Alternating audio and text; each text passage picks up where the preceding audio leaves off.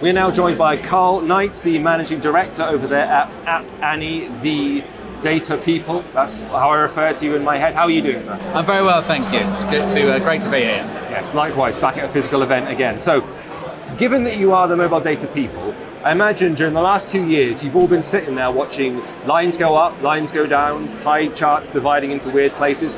What's it been like from a data perspective over the pandemic? What have you seen? Well, it's I think the frame of reference obviously is we really look at kind of March 2020 as being the real kind of point in time when I guess we all collectively realised something was significant was happening. What we saw at that point from a downloads perspective was obviously an enormous spike, particularly in mobile gaming. It actually surpassed 1 billion downloads a week at that point in time in March 2020. It's a threshold that, in fact, it's not dropped below that ever since March 2020. What we see even more, perhaps more interestingly than that, what followed was consumer spend within those mobile games. So, as I said, the 1 billion threshold was reached, and then not long after, in around kind of 2021, weekly consumer spend in mobile games reached 1.7 billion.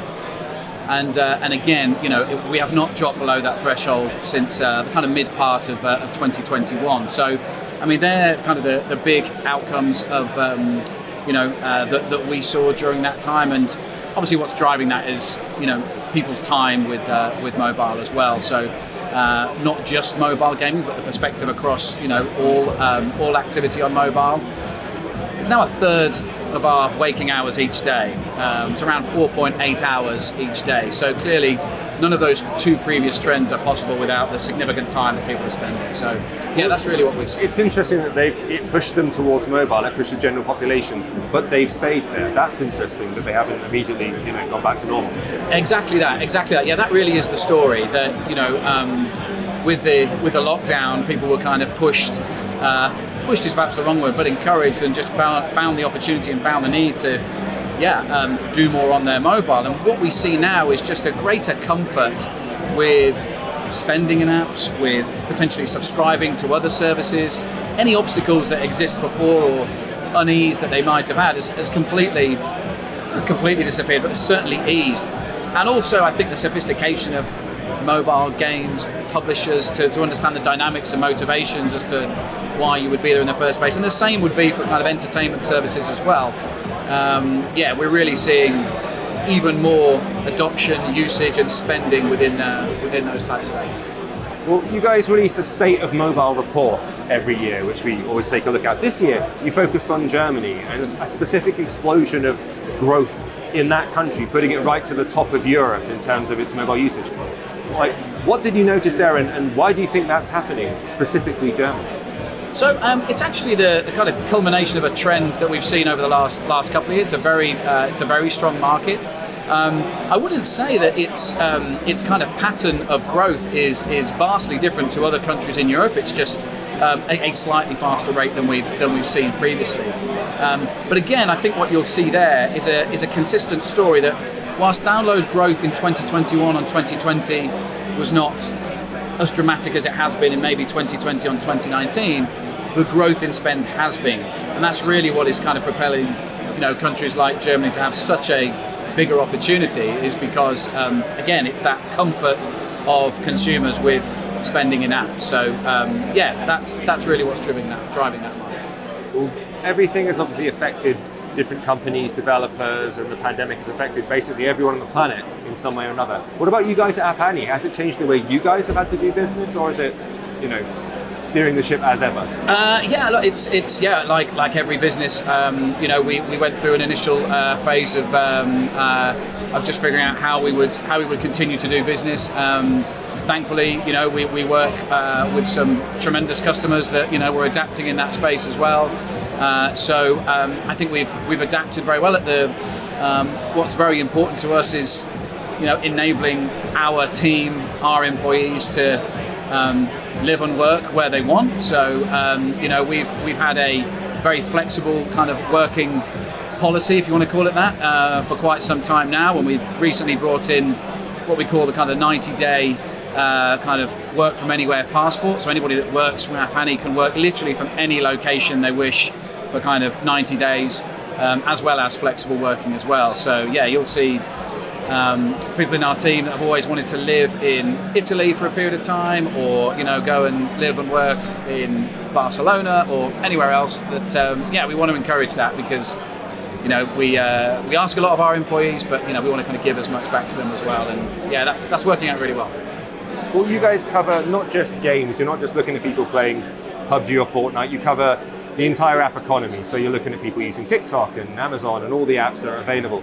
Which mobile sector, whether it's games or whether it's, metaverse is a word that's appearing, whether it's shopping, whatever it might be, which area do you think of the mobile sector has the most untapped potential? Yeah, well, I think there's a few. I think the ones that kind of spring to mind. Social will continue to scale tremendously, right? We forecast that TikTok this year will reach 1.5 billion users by the end of 2022. We expect that spend within social apps to reach around kind of $9 billion by the end of this year. I think entertainment is still very viable to grow. Again, that collection of apps expected to reach probably around $12 billion by the end of this year in terms of kind of in-app spend. So, that if you look at the behaviors, across a standard 10 minutes each day, around kind of 5 or 6 of those minutes will be in kind of social and communication, around 4 will be in photo and video, at least a minute in gaming, at least a minute in entertainment. So I think they're still set to continue to scale throughout this year, but always interested to see some of the new trends in e-commerce as well. Re-commerce and e-commerce and peer-to-peer commerce, and my own personal feeling is that's set to evolve and grow even further as well. So yeah, I think entertainment and retail would be my two. Well, data privacy is something that's coming up more and more these days, and it's something I think the general public are a bit more aware of than maybe they were like 2-3 years ago, with all their permissions popping up on websites and some high-profile companies getting into like hot water. We're thinking of Facebook and things like that. How is it that you guys are able to try and stay ahead of the ever-changing regulations? Because what once was quite black and white now seems to be a little bit grey, and I imagine it's quite tricky to make sure that you're doing the right thing and always checking to make sure that next week and the week after and the month after, you're still kind of ahead of the game in terms of the regulations. Yeah, sure. Well, I think when we think about privacy and doing the right thing at App Annie, and in the generation of our estimates, the most critical thing is that we do not ingest any material non-public information. That's really the critical thing for our industry. We hold ourselves very accountable to never ingesting any MNPI and therefore not using those as any signals that could be used for other means. So that's really how it affects our world, and that's a very high standard we hold ourselves to every day. And for you guys this year, 2022 is looming, so what are the plans for App Annie? You obviously have been in this sector for quite a long time, you've been doing this thing, but I imagine beyond just the standard, I imagine you're looking to grow and the normal things. Is there any particular new angle that you're looking at this year, or something that you're excited about going forward? Certainly today it's great to be here and meeting with customers and friends in terms of what we do for the gaming sector, which has been really one of the most important sectors, if not the most important sector for App Annie throughout its 10-year life cycle. So what we do in terms of solving for the taxonomy in gaming, providing deeper insights in terms of exactly what features work within games. That's a really important thing which we're always evolving. Thinking about how that can expand to the broader, app economy. So understanding exactly what the first-time user experience is for entertainment apps or retail apps. And really, we're continuing to kind of be invested in going as deep as possible to provide, the most effective and accurate intelligence for our partners and for our customers. So yeah, it's kind of business as usual as in terms of that, becoming even more granular in the value that we provide.